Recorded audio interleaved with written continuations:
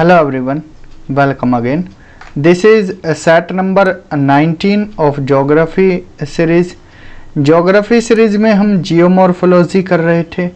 Geomorphology के हम MCQs कर रहे हैं जो कि आपके UGC नेट असिस्टेंट प्रोफेसर, चाहे वो यूपी वाला हो, हरियाणा वाला हो या उत्तराखंड या बिहार, सभी असिस्टेंट प्रोफेसर एग्ज़ाम में काम आने वाला है। प्लस आपके पीजीटी हो, चाहे EMRS हो, KVS, NVS, DSSB, सभी जगह पर ये काम आएंगे। आज हम डिस्कस करेंगे रनिंग वाटर। रनिंग वाटर में कौन? रिवर एंड फ्लूवियल लैंडफॉर्म्स कि रनिंग वाटर के द्वारा कौन कौन से लैंडफॉर्म बनते हैं, जिनको हम क्या बोलते हैं? Fluvial landform. इन्हीं से रिलेटेड आज हम 20 क्वेश्चन से देखेंगे। देखिए, ये जो चैप्टर है यहाँ से हम कम से कम 50 प्लस क्वेश्चन, 60 के आसपास क्वेश्चंस कराएंगे। सेट नंबर 19, 20 और 21 ये running water and fluvial landform से ही रहने वाला है, क्योंकि यहाँ पर जो भी इरोजनल लैंडफॉर्म है, डिपोजिशनल, सभी हम यहाँ पर डिटेल में कराएंगे। इसलिए 3 सेट इसी में बनेंगे। पेशेंस बनाकर क्लासेस को देखते रहिए, शेयर करते रहिए और पढ़ते रहिए। आज का पहला क्वेश्चन देखते हैं। The landforms either carved out due to erosion और built up due to deposition by running water are called. देखिए, लैंडफॉर्म जो कि किसके द्वारा बनते हैं? या तो इरोजन के द्वारा। इरोजन कटाव करता है एक जगह का, ठीक है, पानी का, जैसे पानी फ्लो कर रहा है, ठीक, और यहाँ पर कोई स्थलाकृति आई, उसका कटाव कर दिया, तो उससे क्या है? लैंडफॉर्म बनी, ठीक है। या फिर कटाव कर फिर, जैसे मान लीजिए यहाँ से कटाव कर ये कटाव किए, यहाँ एक लैंडफॉर्म बन गई, एंड कोई सेडिमेंट दूसरी जगह जमा कर दिया, ठीक है, कोई सेडिमेंट दूसरी जगह जमा कर दिया, उससे लैंडफॉर्म बनी, उसको बोलते हैं डिपोजिशन लैंडफॉर्म, ठीक है। दोनों पार्ट किसके हैं? फ्लूवियल लैंडफॉर्म के, क्योंकि रनिंग वाटर है, रिवर के द्वारा बन रही हैं, तो उसको बोलते हैं फ्लूवियल लैंडफॉर्म। एओलियन लैंडफॉर्म बनते हैं हवा के द्वारा। किसके द्वारा? विंड के द्वारा। ग्लेशिएटेड एंड पैराग्लेशियल ये रिलेटेड है किससे? ग्लेशियर और पैराग्लेशियर्स दोनों से रिलेटेड है। ये हम आगे कराएंगे। Aeolian, karst landform, glaciated landform, periglacial landform, सभी हम विस्तार से कराएंगे, ठीक है। तो इसका करेक्ट आंसर ऑप्शन बी हो जाएगा, फ्लूवियल लैंडफॉर्म। नेक्स्ट क्वेश्चन है, the rain water reaching the earth surface becomes dash when it spread laterally on the ground surface. अब देखिए, बारिश पड़ी झमझमाझम, ठीक है, रेन वाटर अर्थ सरफेस पर आ गया। अब ये क्या है? अर्थ सरफेस है, इसके ऊपर ये रेन वाटर आ गया। अब जब ये लेटरली क्या है? स्प्रेड कर जाएगा। लेटरली बोलो या हॉरिजॉन्टली बोलो, इसको बोलते हैं लेटरली या हॉरिजॉन्टली। ग्राउंड सरफेस पर आ जाता है तो उसको क्या बोलते हैं? क्या स्ट्रीम बोला जाता है या सरफेस रन ऑफ, या both a and b, neither a nor b? तो इसको सिंपली बोलते हैं सरफेस रन ऑफ, जब पानी क्या है? लेटरली ग्राउंड सरफेस पर फैल जाता है, ठीक है।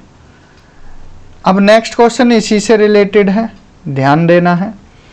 The surface run of becomes a dash when water flows from certain height down the slope under the impact of gravity।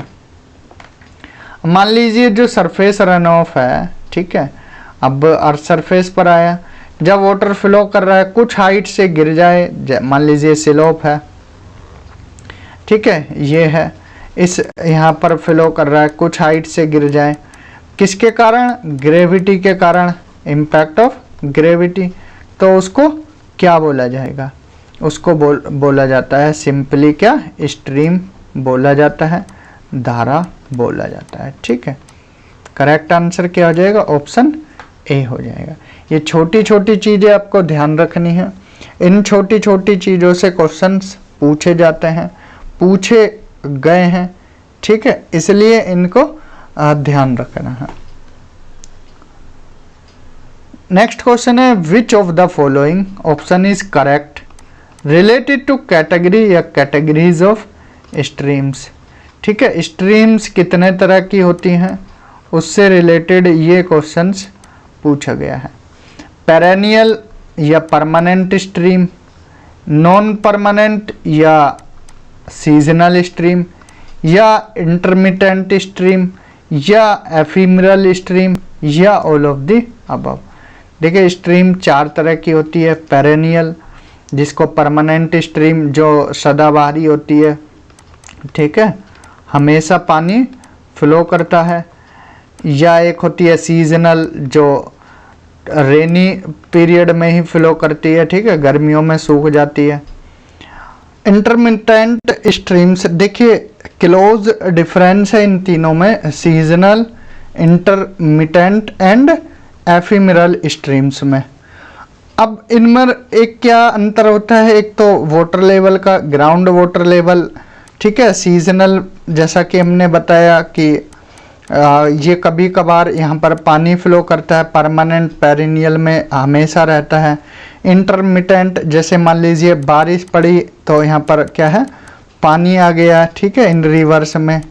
या एफिमरल जैसे आपने लूनी रिवर देखा होगा, ये भी क्या है, यहाँ पर कभी कभार पानी देखने को मिलता है, ठीक है, जब बारिश पड़ती है तभी।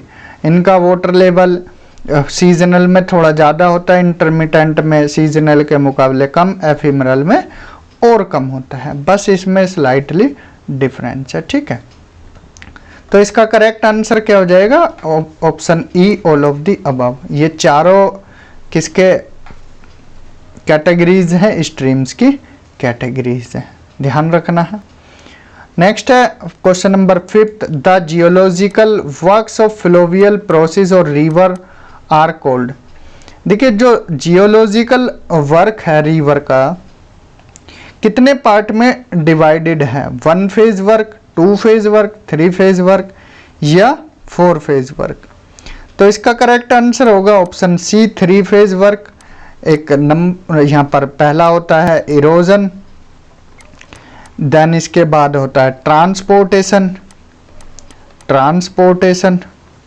एंड फिर होता है क्या, deposition. Erosion, transportation and deposition.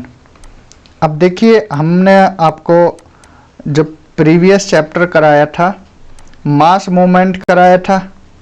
Mass movement क्या बोलते हैं, मास वेस्टिंग कराया था। अगर आपने प्रीवियस क्लास नहीं देखी हैं तो जाकर आप देख सकते हो, ठीक है। मान लीजिए कोई माउंटेन है, इसका डिसइंटीग्रेशन हुआ, अब वो पार्टिकल वहीं गिर गए, ठीक है, ये पार्टिकल्स यहीं गिर गए, तो इसको बोलते हैं वेदरिंग। क्या बोलते हैं, वेदरिंग। अब मान लीजिए किसी माध्यम से ये यहाँ से मूव कर गए दूसरी जगह, तो ये हो जाएगा इरोजन, ठीक है। और जो प्रोसेस इसको ले जा रही है, ट्रांसपोर्टेशन। अब जहाँ पर ये जाकर जमा हुए दूसरी जगह, इसको बोलते हैं और डिपोजिशन, ठीक है। तीनों में अंतर समझ आया, इरोजन, ट्रांसपोर्टेशन एंड डिपोजिशन, ठीक। इस 3 फेज वर्क होता है। करेक्ट आंसर ऑप्शन सी रहेगा। नेक्स्ट क्वेश्चन है which of the following is incorrect. ध्यान रखना इनकरेक्ट पूछा है। Related to 3 phase work of rivers of fluvial process, इनमें से कौन सा इनकरेक्ट है। 3 फेज वर्क ऑफ रिवर और फ्लूवियल इरोजन होता है, ट्रांसपोर्टेशन होता है, डिपोजिशन होता है, कॉन्टिनेंटल ड्रिफ्ट इसमें नहीं आता है। करेक्ट आंसर ऑप्शन डी हो जाएगा। क्वेश्चन नंबर 7 है the landform resulting from progressive removal of the bedrock mass are called. अब ध्यान से देखना क्वेश्चन क्या पूछा है। लैंडफॉर्म बनती है किससे, द लैंडफॉर्म रिजल्टिंग फ्रॉम, किसका रिजल्ट है, जो बेडरॉक है, ठीक है, कोई मास है उसका रिमूवल हुआ। मान लीजिए ये माउंटेन है, ठीक है, यहाँ से इसका जो रॉक्स हैं वो टूटकर दूसरी जगह चले गए, रिमूवल हुआ, तो उनको क्या बोलते हैं? ठीक है, उनको बोला जाता है इरोजनल लैंडफॉर्म। इसी से रिलेटेड एक क्वेश्चन हो रहा है, the landform shaped by the deposition of different type of eroded material. अब वो जो इरोडेड मटेरियल था, इसके डिपोजिशन से जो लैंडफॉर्म बनेगा उसको क्या बोलते हैं? उसको बोलते हैं डिपोजिशनल लैंडफॉर्म। दोनों याद रखना, ठीक है। जो बेडरॉक कोई बॉडी है या कोई स्ट्रक्चर है, वहाँ से इरोजन हुआ, टूटा, चीज़ें रिमूवल हुई वहाँ से, ठीक है, और उस वहाँ जो लैंडफॉर्म बनेगा उसको इरोजनल लैंडफॉर्म बोलेंगे, और डिपोजिशन के कारण जो बनेगा उसको डिपोजिशनल लैंडफॉर्म बोलते हैं। Next, arrange the following particles from maximum diameter to minimum diameter. अब पत्थर देखिए, आपने बड़े बड़े पत्थर भी देखे होंगे, ठीक है, उससे छोटे पत्थर भी देखे होंगे, उससे भी छोटे पत्थर देखे होंगे, उससे भी छोटे पत्थर देखे होंगे, ठीक है। इनको क्या बोलते हैं? अब हमारे पास 4 हैं, बाउल्डर, पेबल, कोबल, ग्रेनुअल्स, ठीक है, चारों ध्यान रखना है। बाउल्डर बड़े बड़े पत्थर होते हैं, बड़े बड़े पत्थरों को बोलते हैं। फिर कोबल्स होते हैं, बाउल्डर्स, कोबल्स, ठीक है। और इसके अलावा फिर पेबल्स होते हैं, छोटे छोटे पत्थर, बोल्डर्स, कोबल्स, पेबल्स एंड चौथा दिया गया है ग्रेनुअल्स, ठीक है, ये और छोटा होता है, ठीक। इनको क्रम वाइज लगाना है। किस में पूछा है? मैक्सिमम डायमीटर से मिनिमम डायमीटर में। मैक्सिमम बोल्डर की हो गई, फिर कोबल, फिर पेबल, ठीक है, इस तरह से लगाना है। बोल्डर, फिर कोबल, फिर पेबल, फिर ग्रेन। ऑप्शन ए इसका करेक्ट हो जाएगा, ठीक है। अगर मिनिमम से मैक्सिमम पूछता, मिनिमम डायमीटर से अगर मैक्सिमम डायमीटर में लगाने को आता तो आप क्या है, इसको रिवर्स कर देते, ठीक है। पहले आता ग्रेनुअल्स, फिर आता पेबल्स, फिर कोबल्स, फिर बोल्डर्स, ठीक है, ये हो जाता। लेकिन अभी आंसर क्या है? ऑप्शन ए है।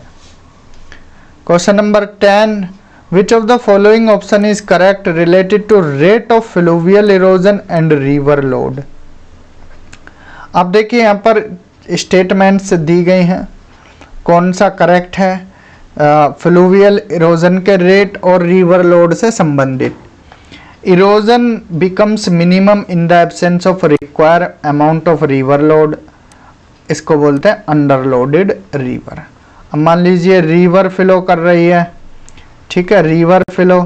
अब इसमें क्या है? सेडिमेंट्स हैं, ठीक है, इसमें पेबल्स, कोबल्स, बाउल्डर्स, ये सब हैं। अब जो अमाउंट है रिवर के वाटर का, उससे बहुत कम मात्रा में क्या है, ये जो रिक्वायर अमाउंट है, जो लोड है, वो कम है, तो इसको बोलते हैं अंडरलोडेड रिवर। तो इरोजन कम होगा, पार्टिकल्स कम है, तो बिल्कुल सत्य है। Erosion also becomes minimum when river has maximum load, overload river. अब पार्टिकल्स इतने ज़्यादा हो गए कि रिवर क्या है, ओवरलोड हो गई, तो फिर भी इरोजन नहीं हो पाएगा, ठीक है, फिर भी इरोजन नहीं हो पाएगा। धक्का मुक्की रहेगी, भीड़ भाड़ वाला इलाका रहेगा, तो इरोजन नहीं हो पाएगा, ठीक है, तो ये भी सही है। Erosion becomes maximum when the river carries load according to its transporting capacity. Erosion कब ज़्यादा होता है? जब रिवर क्या है, अपनी क्षमता के अनुसार, ट्रांसपोर्टिंग कैपेसिटी के अनुसार लोड होता है, तो ये सही है, ऑप्शन डी इसका करेक्ट आंसर। इसको आप रिलेट कर सकते हो, ये एक आदमी है, ठीक है, ये एक आदमी है, अब इसको भूख है 4 रोटी की, इसको दे दी 1 रोटी, तो ये रह जाएगा भूखा, मतलब अंडरलोडेड है ये, ठीक है, तो इसकी एनर्जी डाउन होगी तो काम भी कम करेगा। अब 4 रोटी की जगह इसको खिला दी 6 रोटी, अब ये परेशान रहेगा, ठीक है, फिर इसकी एनर्जी बेकार है, पड़ा रहेगा, ठीक है, दर्द होगा पेट में, तो ये हो गया क्या, ओवरलोडेड, ठीक है, तो फिर भी काम इतना नहीं कर पाएगा, इरोजन यहाँ भी मिनिमम रहेगा, यहाँ भी। अब 4 रोटी की भूख है और 4 रोटी ही इसको मिल गई, तो एनर्जी ठीक ठाक रहेगी, बढ़िया क्षमता के हिसाब से एकदम मस्त काम अच्छा करेगा, तो इरोजन यहाँ पर मैक्सिमम रहेगा। समझ आया? तो करेक्ट आंसर ऑप्शन डी हो जाएगा। तो सेम कहानी किसकी है, नदी की है, जितना ट्रांसपोर्टिंग कैपेसिटी उसके हिसाब से रहेगी, तो इरोजन उस हिसाब से ही रिवर करेगी। नेक्स्ट क्वेश्चन है question number 11, which of the following option is incorrect related to erosional power and velocity of the stream. देखिए यहाँ पर इनकरेक्ट बताना है, रिवर की इरोजनल पावर और वेलोसिटी के बीच में क्या संबंध है, क्या रिलेशन है। पहला स्टेटमेंट है, if the velocity of the stream is doubled the erosional power of the stream increases 3 times। Next है, if the velocity of the stream is doubled the erosional power of the stream increases 4 times। या if the velocity of the stream is increases 4 times, erosional power stream की 16 गुना बढ़ जाएगी, या velocity stream की 6 गुना बढ़ाई तो erosional power 36 गुना बढ़ जाएगी। अब ध्यान देने वाली बात है, एक फॉर्मूला आपको लिखवाते हैं, आप भी नोट डाउन कर सकते हो। किसी रिवर की इरोजनल पावर डायरेक्टली प्रोपोर्शनल होती है velocity of the stream, velocity of the stream के square, velocity of the stream के होल स्क्वायर, ठीक है, ये फॉर्मूला होता है। अगर आपने वेलोसिटी डबल की तो इरोजनल पावर 4 गुना बढ़ जाएगी, क्योंकि यहाँ स्क्वायर भी लगा है ना। अगर ये 4 गुना बढ़ाई, ठीक है, 4 का स्क्वायर 16, तो इरोजनल पावर 16 गुना हो जाएगी। यहाँ 6 रखा, अगर वेलोसिटी स्ट्रीम की 6 टाइम्स बढ़ाई तो ये 36 गुना इरोजनल पावर हो जाएगा। ये तीनों सही हैं, ये स्टेटमेंट इनकरेक्ट है और यही सही आंसर है, ठीक है, समझ आया। नेक्स्ट है, the erosional work of river is performed through, ठीक है, इरोजनल वर्क रिवर का कितने तरह से होता है, केमिकल इरोजन, फिजिकल इरोजन, दोनों पढ़ाए थे। करेक्ट आंसर ऑप्शन सी हो जाएगा। Next, chemical erosion involves, chemical erosion में क्या क्या आता है, कोरोजन और सॉल्यूशन, कार्बोनेशन, या दोनों में से कोई नहीं। तो इसका करेक्ट आंसर ऑप्शन सी होगा। केमिकल इरोजन में सॉल्यूशन आता है, सॉल्यूशन मीन्स मिनरल्स का पानी में मिल जाना, घुल जाना, ठीक है, रिमूव हो जाना अपने पेरेंट्स रॉक से, जो सोल्यूबल मटेरियल्स हैं उनका, और पानी के साथ फ्लो कर जाना, इसको बोलते हैं सॉल्यूशन, घुलना, ठीक है। कार्बोनेशन ये भी एक तरह से सॉल्यूशन ही होता है, ठीक है, इसमें जो साल्ट्स होते हैं वो रिमूव्ड हो जाते हैं बेड रॉक से और पानी के साथ फ्लो कर जाते हैं। ये हमने प्रीवियस चैप्टर्स जब वेदरिंग कराया था तब कराया था, फिजिकल वेदरिंग, केमिकल वेदरिंग। तो करेक्ट आंसर इसका option C. Physical erosion involves, physical erosion में क्या कहते हैं, कोरेजन, देखिए अब कंफ्यूज मत होना, इन दो टर्म्स में सभी कंफ्यूज होते हैं, कोरोजन और कोरेजन, ठीक है, सिर्फ कितना अंतर है, सिर्फ यहाँ ओ और यहाँ ए का अंतर है, इसी में गड़बड़ हो जाती है। कोरेजन फिजिकल इरोजन, फिजिकल वेदरिंग में आता है, और कोरोजन सॉल्यूशन को बोलते हैं, ये केमिकल वेदरिंग में आता है, ठीक है। केमिकल इरोजन या केमिकल वेदरिंग बोल सकते हैं, और ये फिजिकल वेदरिंग में आता है कोरेजन। कोरेजन को क्या है, एब्रेशन भी बोला जाता है, ठीक है। एब्रेशन, मान लीजिए रिवर फ्लो कर रही है, रिवर फ्लो और इसका जैसे मान लीजिए वैली है या कोस्टल एरिया है, टकरा कर यहाँ कटाव किया तो इसको एब्रेशन बोला जाएगा। जो यहाँ से पार्टिकल्स हैं उनको साथ में ले जाते हैं पानी की हेल्प से, ठीक है। हाइड्रोलिक एक्शन ये पानी के द्वारा ही होता है। Break down of the rocks of valley sides किसके इम्पैक्ट में आकर, पानी के। और एट्रीशन पार्टिकल्स का आपस में ही लगना, जैसे पानी के साथ बह रहे हैं, ये आपस में ही लगकर इनमें टूटन मच गई, टूटन हुई, तो इसको बोलते हैं एट्रीशन। तो तीनों इसका ही उदाहरण है फिजिकल इरोजन का। कोरेजन या एब्रेशन, हाइड्रोलिक एक्शन या attrition. Next question number 15 dash involves the removal of loosened materials of the rocks of valley walls and valley floors with the help of erosional tools, boulder, pebbles, cobbles। तो इसको क्या बोला जाता है, इसको बोला जाता है सिंपली कोरेजन या एब्रेशन, जो अभी हमने ऊपर बताया था।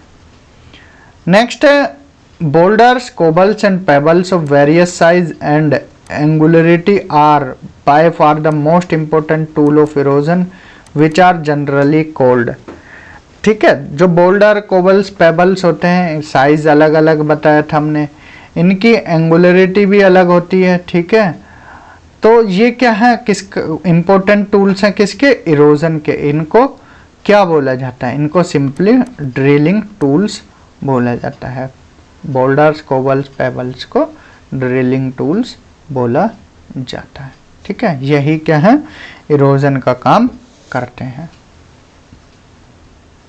Next, dash is the mechanical tear and wear of the erosional tools in themselves. अब हमने बताया था कि आपस में ही इनमें टूटन मच जाती है, आपस में ही टकराते हैं, ठीक है। इसको बोलते हैं क्या, एट्रीशन। क्या बोलते हैं, attrition. Next, dash involves the breakdown of the rock of valley side due to impact of water current of channel.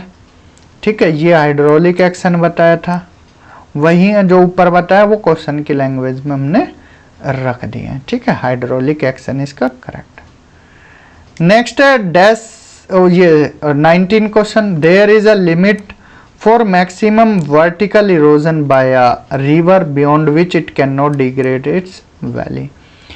किसी भी चीज की देखिए एक क्षमता होती है, उस क्षमता के बियॉन्ड वो काम नहीं कर सकते। सेम ऐसे ही रिवर अपनी क्षमता के हिसाब से ही कटाव करती है, ठीक है। मैक्सिमम वर्टिकल इरोजन कर दिया रिवर ने, इससे नीचे वो कोई इरोजन नहीं कर सकती। This limit of maximum downward erosion by river is called, इसको क्या बोला जाता है, बेस लेवल ऑफ इरोजन बोला जाता है, ठीक है। तो इससे नीचे कटाव नहीं कर पाती रिवर, ये क्या है, मैक्सिमम वर्टिकल इरोजन यहाँ तक होता है, इसके बियॉन्ड नहीं हो पाता, ठीक है। इस लिमिट को क्या बोलते हैं, बेस लेवल ऑफ इरोजन। और कॉन्सेप्ट किसने दिया था बेस लेवल का, ये दिया था 1875 में J.W. पावेल के द्वारा दिया गया था, ठीक है। बेस लेवल ऑफ इरोजन या सिंपली आप बेस लेवल बोल सकते हो, ये किसके द्वारा दिया गया, J.W. पावेल के द्वारा, ठीक है। इसको सिंपली क्या बोल सकते हो आप, ultimate limit of vertical erosion by a river, ultimate limit of vertical erosion by river, ठीक है। किसी भी नदी के द्वारा जो लास्ट बिल्कुल अंतिम क्षमता उसकी जो भी होती है इरोजन करने की, उसे बेस लेवल या बेस लेवल ऑफ इरोजन बोला जाता है। तो आज की क्लास में हमने 20 क्वेश्चन से देखे हैं।